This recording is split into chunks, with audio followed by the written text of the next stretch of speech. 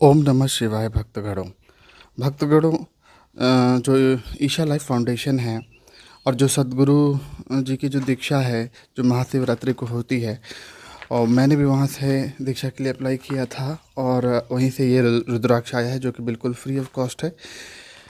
इसे ऑर्डर करने में बिल्कुल आप भी आसानी से ऑर्डर कर सकते हैं और अपने घर बैठे ही इस तरह से मंगा सकते हैं। मैं उसी का आज आपको ओपनिंग दिखा रहा हूँ कि ये जो पैकेज हमारे पास आया है डाक की तरफ से, इसमें आपको क्या क्या देखने को मिल जाता है।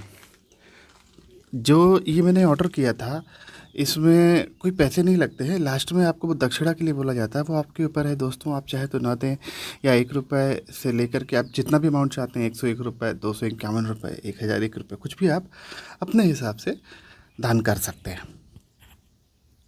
और देखिए, इसमें से इतने सारे ये चीज़ें निकली हैं। ये एक पैकेट है जिसमें रुद्राक्ष लिखा हुआ है, फिर दूसरा पैकेट विभूति का है, 2 पैकेट छोटे छोटे, इसमें कुछ लिखा नहीं हुआ है। और ये आपका एक आदियोगी जी की ये तस्वीर है और साथ में एक लेटर है। ये लेटर कुछ मार्केटिंग टाइप का ही लग रहा है। और भी 2 चीज़ें हैं, मैं दिखाता हूँ आपको। तो ये जो पैकेजिंग है ये इस तरह की है। आप भी इसको उस तरह से मंगा सकते हैं। और रुद्राक्ष पहनने के तो बहुत सारे फ़ायदे हैं, आप सभी को पता है। भगवान शिव की बहुत कृपा होती है इससे। हम इसे अपने बच्चों को भी पहना सकते हैं, खुद भी पहन सकते हैं। और ये एक सिंगल रुद्राक्ष होता है, बट ये पंचमुखी है और 2 आते हैं इसमें। तो अगर हम इसको धागे में डाल करके पहने तो आसानी से पहन सकते हैं। लाल धागा कहीं भी मार्केट में आपको मिल जाएगा, या आप अपने चाहें तो बाजू पे बांध भी सकते हैं, उस तरह से भी पहन सकते हैं।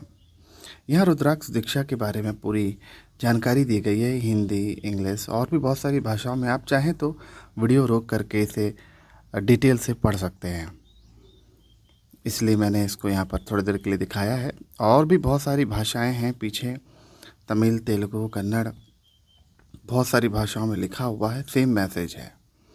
तो ये अच्छी बात है कि आप इसे ज़रूर पढ़ें ताकि आपसे मिस्टेक ना हो जाए, क्योंकि इसमें लिखा हुआ है कि रुद्राक्ष को यूज करने से पहले क्या करना चाहिए। और मैं आपको इस वीडियो में ये सब चीज़ें दिखाऊंगा कि करना कैसे है। तो ये जो सबसे पहला ये जो पैकेट है जिस पे रुद्राक्ष लिखा हुआ है, इसे हम ओपन करें और देखिए, इसमें आपको ये पंचमुखी 2 रुद्राक्ष निकलते हैं। ये सिंगल सिंगल बर्ड्स है लेकिन है पंचमुखी। तो इसे 2 लोग बेसिकली देखा है तो यूज कर सकते हैं एक एक करके, या आप अकेले भी इसे पहन सकते हैं, ये भी आप काम कर सकते हैं। दूसरा जो पैकेट है, इस पैकेट पे जो कुछ नहीं लिखा, इसमें ये रक्षा सूत्र नाम का ये धागा है। ये ब्लैक कलर का है और इसे हाथों पे बांधा जाता है। और ये जो आप ऐसा नहीं कीजिएगा कि रक्षा सूत्र में ही आप रुद्राक्ष लगा लीजिएगा, बेसिकली ये अलग पर्पज के लिए है। और ये भी वहाँ से मंत्रित होकर के आता है दीक्षा के समय। तो ये सभी चीज़ों पर भगवान शिव की कृपा है। अगर आप पहनेंगे तो आप पर भी उनकी कृपा ज़रूर होगी। ये जो तीसरी चीज़ है, ये विभूति इस पैकेट पे लिखा हुआ है, यानी इसमें भस्म है जो वहाँ पूजा के वक्त बनती है, यज्ञ वगैरह के वक्त।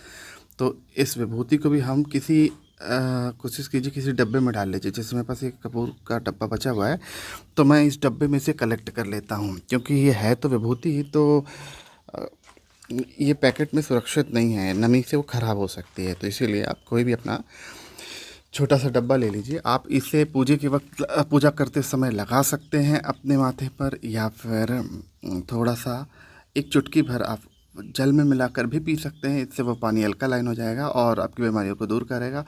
या फिर जस्ट आप थोड़ा सा अपने माथे पर एक भस्म का हल्का सा टीका के रूप में भी इस्तेमाल कर सकते हैं। तो इस विभूति के भी बहुत सारे यूज हैं, आप अलग अलग तरीके से यूज कर सकते हैं। जैसे कोई बीमार व्यक्ति हो तो उसको भी थोड़ा सा दिया जा सकता है।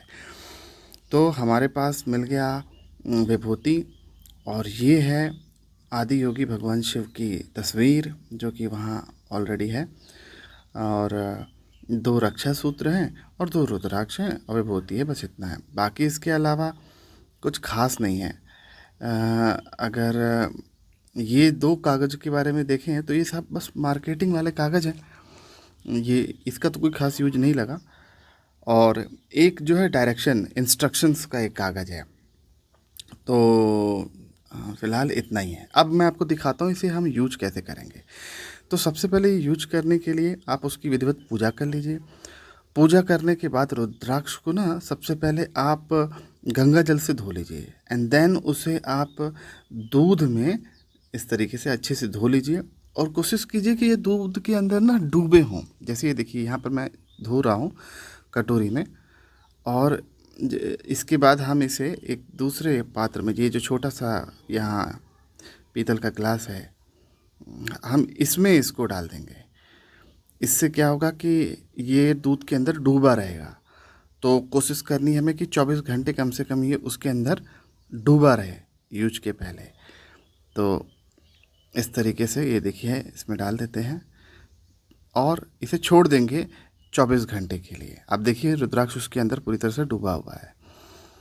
इससे क्या होगा कि इसे अभी ये समझ लीजिए रुद्राक्ष का आप शुद्ध कर रहे हैं। हालांकि वो पहले से ही शुद्ध है लेकिन घर में हमें करना चाहिए ये। इसके बाद हम इसे घी में डाल देते हैं और घी में भी अच्छी तरह से हम कोशिश करेंगे डिप हो जाए और देसी घी में भी वो डिप रहे 24 घंटे। और इसके बाद आपको जस्ट लेना है, धागे में डालना है और यूज कर सकते हैं आप। इसके बाद इसके से आपको कोई प्रॉब्लम नहीं होगी। दोस्तों इस तरह से इस रुद्राक्ष को यूज किया जाता है।